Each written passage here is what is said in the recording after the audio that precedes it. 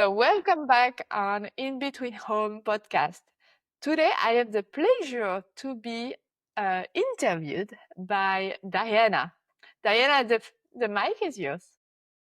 Thank you, Lucy, and thank you for giving me this opportunity. I'm very excited to dive in and switch roles with you this time around, and have your perspective. So we know each other, and we of course exchange some of our life experience so far. But I'm really happy to do this in this frame. And also, I don't know, who knows who else has the same questions as me, and how those can help others as well. So thank you. And let's dive into it. Are you ready? I'm curious because I know that as the name of your podcast, you are living between homes, right? So you have multiple places on earth there that are dear to you and from which you hop in and out of. So I'm curious, what do you find most exciting about that lifestyle? And also, what's most challenging for you? Very good question. The most exciting part, I would say, it's really feeding me, like in the sense of I love different places. I love to spend time in Bali. I love to spend time in Australia. Love to spend time in Europe and even in America. And each different places is giving me something different. It's feeding my creativity in some sense. Is helping me to understand better the world, to see how people do in different cultures, different languages, and countries. So for me, it's really helping me to shift perspectives in my own life, but in everything, in the way we eat, the way we cook, what type of even ingredients those culture are using. So I'm really like finding uh, curiosity and knowledge, and I'm learning a lot when I'm in a different place, because it's put me a bit outside of my comfort zone, even though now most of the time I go to places I know, but it's putting me in a different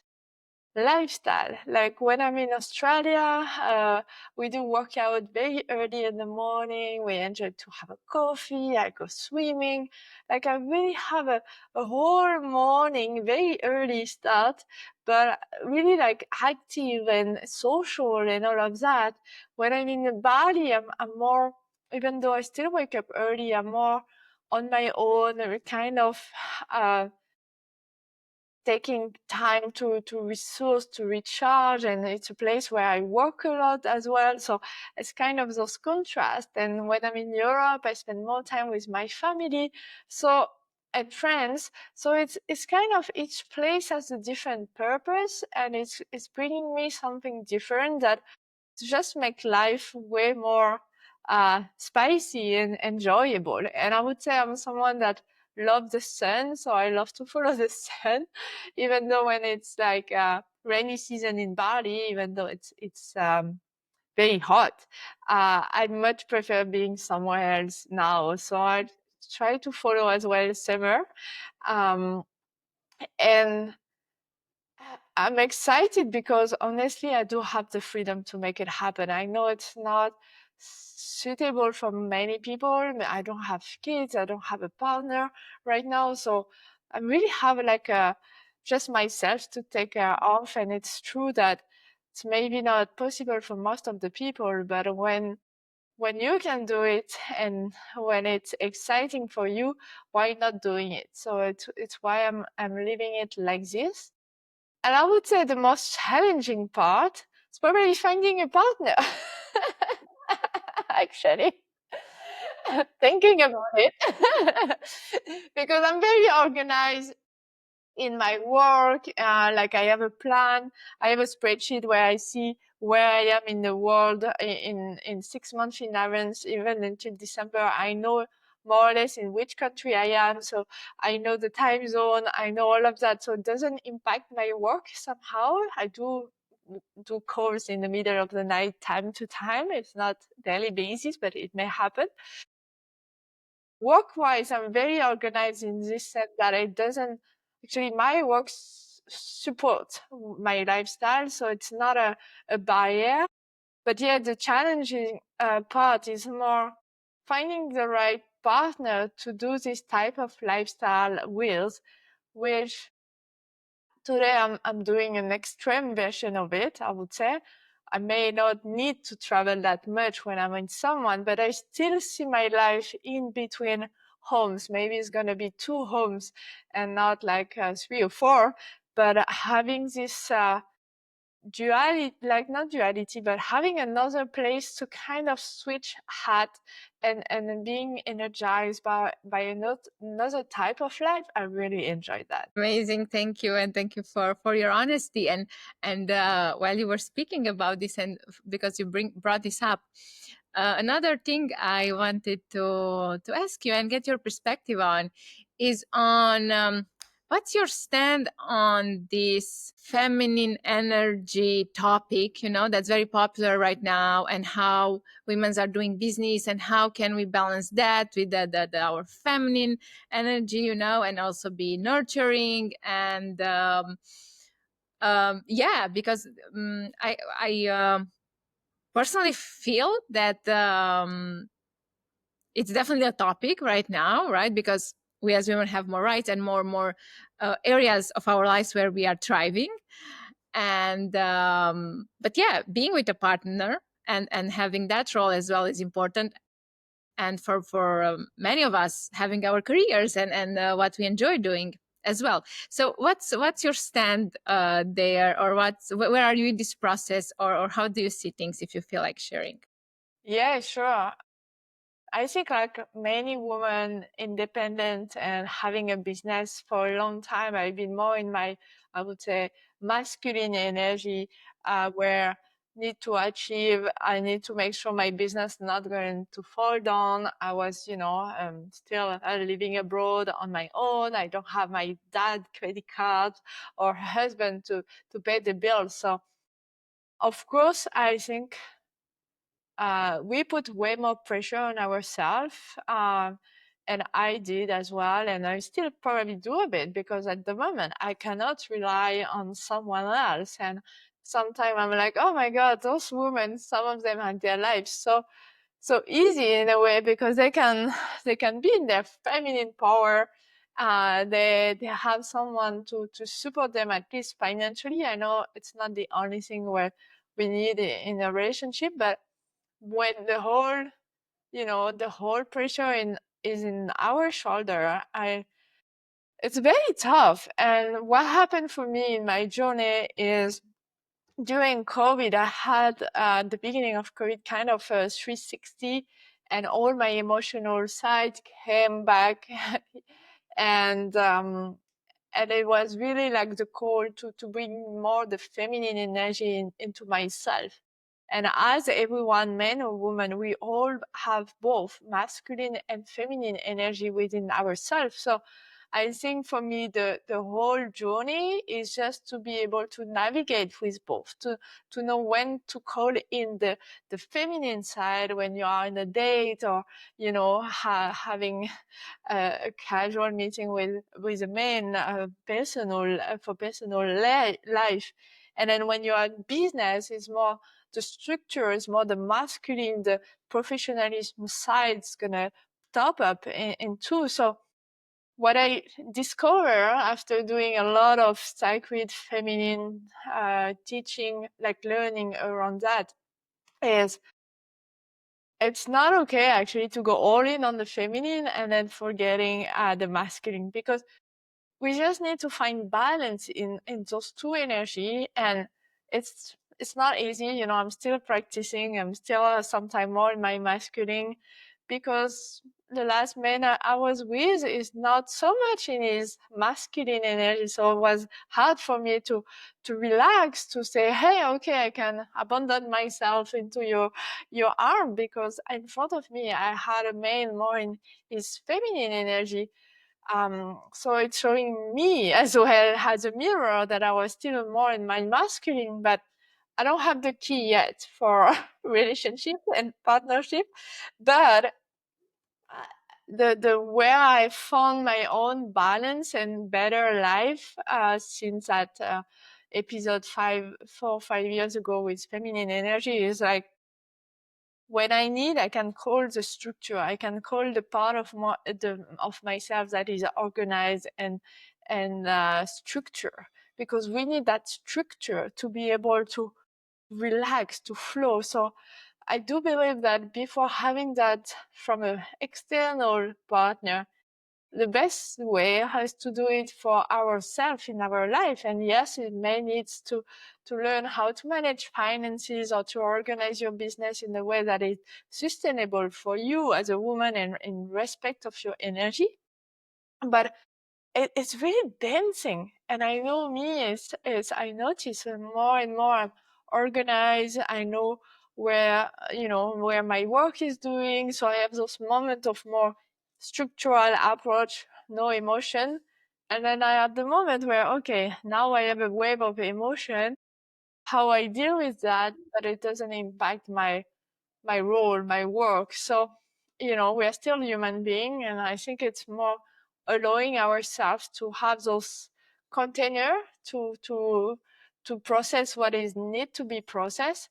But I do think, it starts with us first.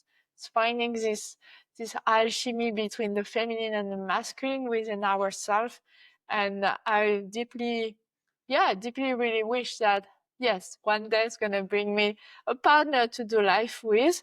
But at the moment, I feel really like more grounded and settled into that. I feel less um, passive, because when I was a lot in the feminine energy, it was like, uh, okay, I'm having all my emotions, but my life was going nowhere. And then I realized that, okay, I can have all those emotions and feminine side to support me even deeper in my work, but I need both. So, so I really see it, and then the image I have is really like a dance.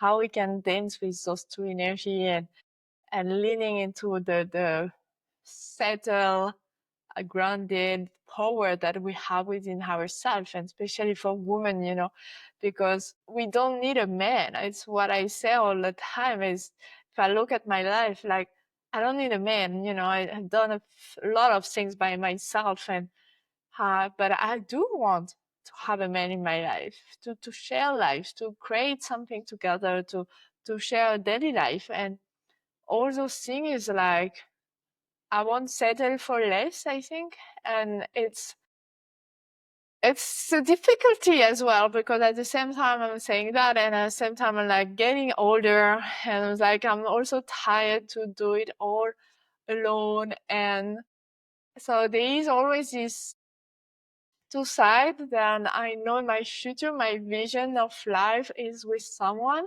And at the same time, I'm feeling like, okay, I'm impatient. When's this gonna happen?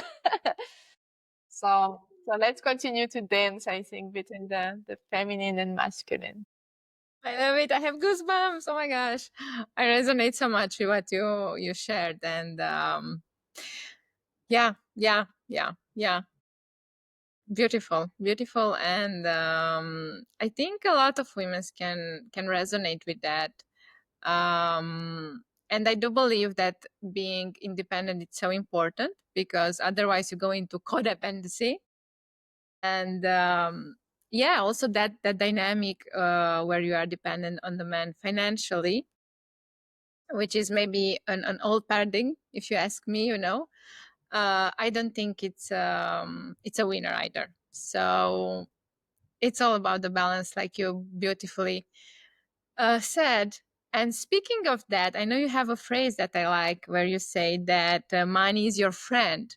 So maybe share with me a little bit of how did you befriended money, and what was the process there, and because I'm pretty sure that they support you in having this lifestyle that you just share with us, and the freedom of Yeah, doing it definitely. on your own terms, Yes. man or no man. Yeah.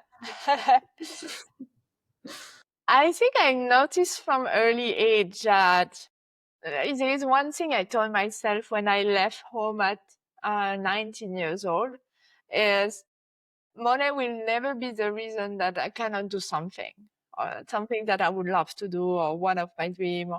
So I kind of step in life with being tired of all those money issue, money problem that my family had.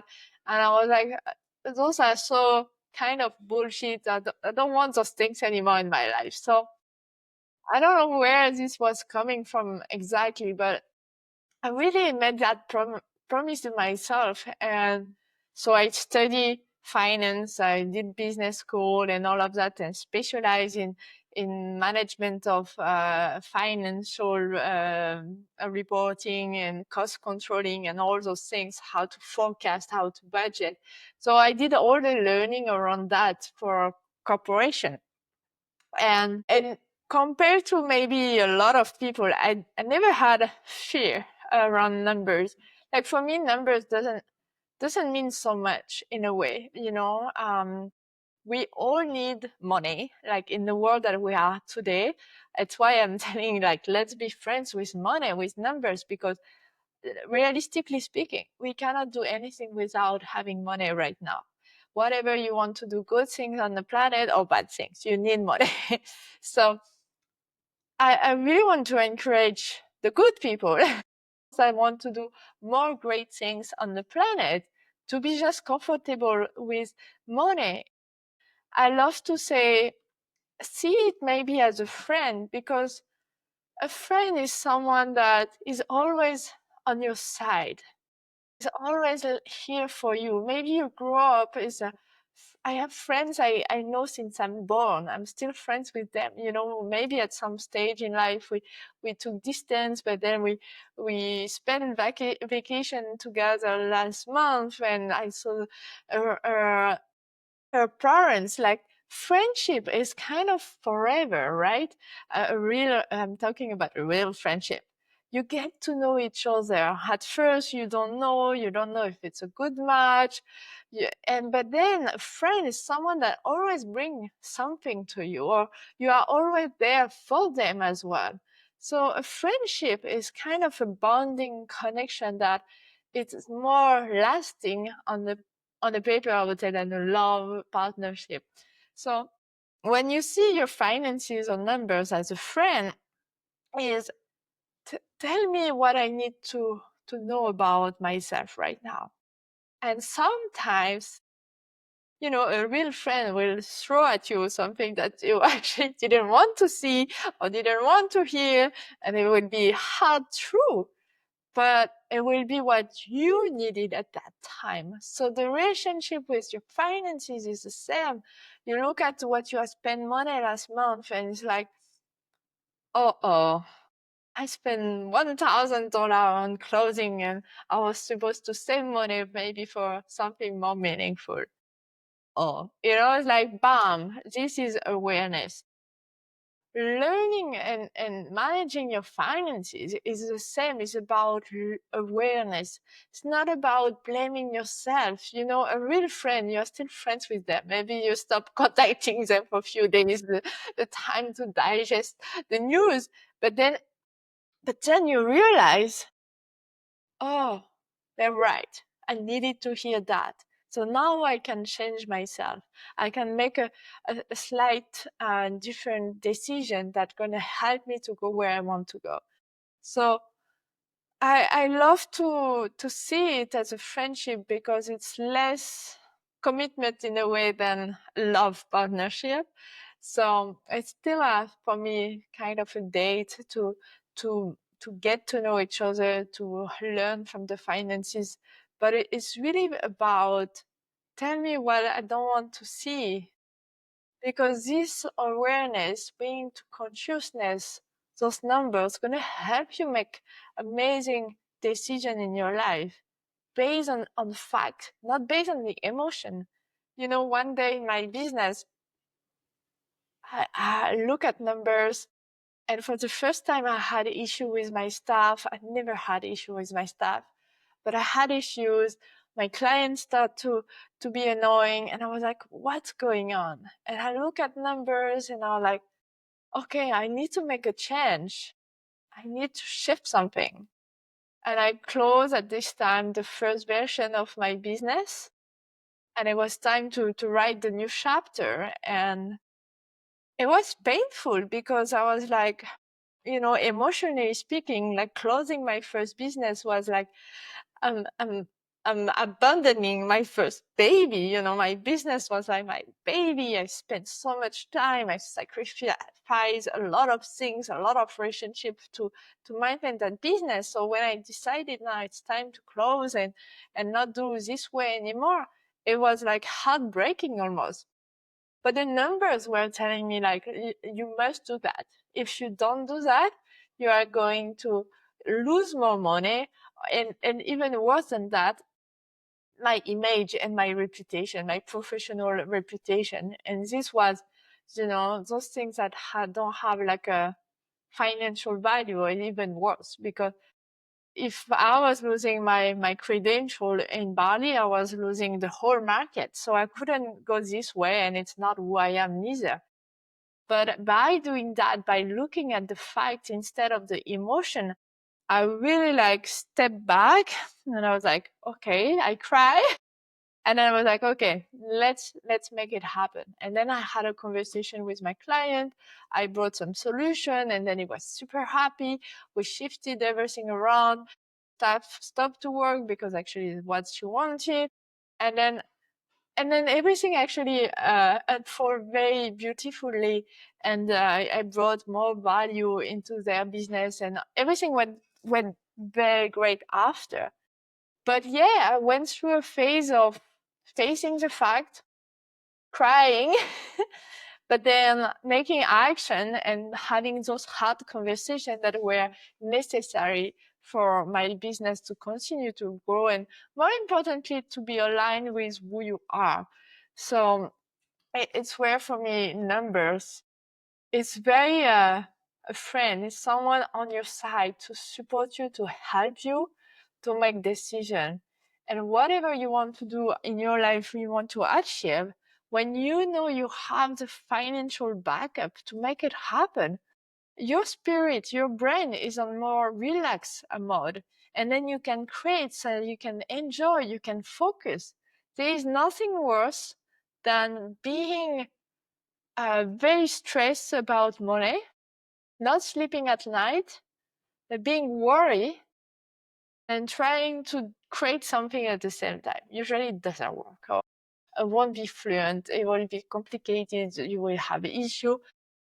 Always, always encourage everyone, if you have financial stress or anxiety, look to that first, because this is what's stopping you from your expansion, from what you would love in your life, whatever is it, and sometimes it's not a big shift. It's just like, I would love, I just know, 1 week of vacation. But if you worry about money during your week of vacation, you won't go anywhere. So it's how finances really support me on the side, more as a supportive system to allow me not to take so much risk in a way. By being an independent woman, not having a support system outside of that, like finances is bringing me this supportive system that, oh, I can do that. I know I back up myself. Like, most of my action in life may seem from outside very like, oh my God, Lucy is crazy. She's like just doing this or that. But actually, the preparation of my step, my next chapter, is always back looking at numbers to make sure I'm going to be safe, financially speaking. Because yes, I'm not dependent on someone else. And I think this is a very important things for women.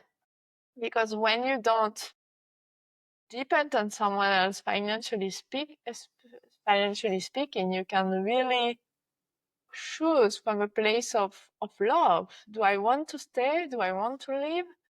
It's not like I have to stay. So yeah, I hope I answer. Then you did, and um I love how you are using finance and money as a personal development tool. Actually, I find that so beautiful, and from the examples that you shared with me right now, it's beautiful. Yeah. Now, because you mentioned to me, uh, I would like us to go a little deeper into the how were or weren't your relationship affected by your financial success, because there are many stories with people, right, that they start from a background and they have their childhood friends and relationships and family, right, people who know you, and then they um, grow financially, and then in their careers, in their lives, they grow that background from which they were born. And how was that in your case? How was that journey for you? Did you, I don't know, encountered some Yeah, it's challenges? a really good How question got because loved? Were you hurt in the process? Were you I would, supported? yeah, I would say already with friendship, sometimes it's difficult. When I go back to home, I'm like, hey, let's go for a weekend. And people are like, yeah, but I don't have those 500 euro to may spend on the weekend and all of that. And for me, it's hurting in a way because the only thing that I want is spending time with my friend. Um, and of course, those are may not be that financial free, or one of my friends, she has to ask her husband, for example, and you know and then they have kids and complication around that. So it's it's a situation that I look as, maybe right now I cannot pay for everyone for the weekend, but I would love if tomorrow I have more financial, abundance, that I'm just paying for them. Like, just tell me if you would love to come. If money is really the reason, let's not talk about the reason, okay? But tell me first if you would love to come, because when we remove, for me, the most hurting part when I offer something to my friend, or people that I love, I would like to see, and I hear directly, oh no, I cannot financially speaking, it's hurting me because it, it's not the question I ask. It's like, would you love to do that with me? Would you love to go, I don't know, to Sydney and on the bridge and jump on the bridge or whatever things, It's like, let's look at the finances next step. So it's where I really would love, in my ideal world, and one day, that money is not influencing relationship anymore. And yes, we all need money, and it's why, it's the reality, is how we materialize in this world. But honestly, it would really improve all type of relationship if the the first thought, the first question were more around you and me. Like, would you love to go for a coffee after? Yeah, you may not have the time, but tell me if you would have loved that. Maybe you don't have the budget to go for a coffee outside right now, which I can understand. But let's prioritize those connections, those human connections. And if time and money are in the way, we can find solution. Because trust me, it's where, when you are sure you want to do something, you will find the money. We always find the money.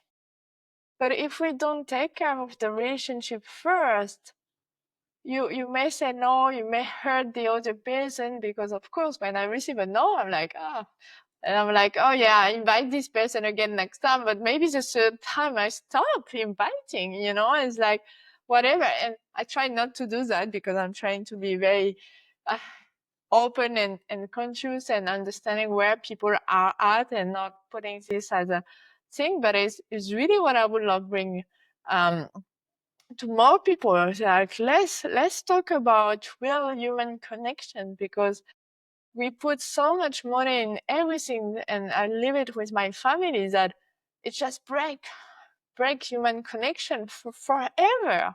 I'm still hearing story in my family that are more than 25 years ago now. Like, until when are you going to carry the way of that story the whole life, and breaking up the connection between people? So I'm really like, uh I see how money can influence relationship, and everything I'm trying to do is remove this from the equation. Yes, it would be easier if I can just pay for everyone, but I know as well some people wouldn't accept that. I want to pay for flight tickets for my parents, but my mom still said no. And then after she said, yeah, but I cannot come, I don't have so much finances. I'm like, what did you didn't get? So, but you know, I don't think paying for everyone is the solution in a way. It's more making those shifts in every single person. And but yeah, I really would love those any type of relationship not being around money. Let's talk about money, especially in business, because we have to. But friend and family, money shouldn't be in the equation. And for me, in my personal life, in my love relationship, it's complicated because I'm also probably triggered in many levels by the universe, and my last partner was definitely not financially stable. And I kind of asked the universe before to make him like, whatever, I don't care. I want someone, present in here.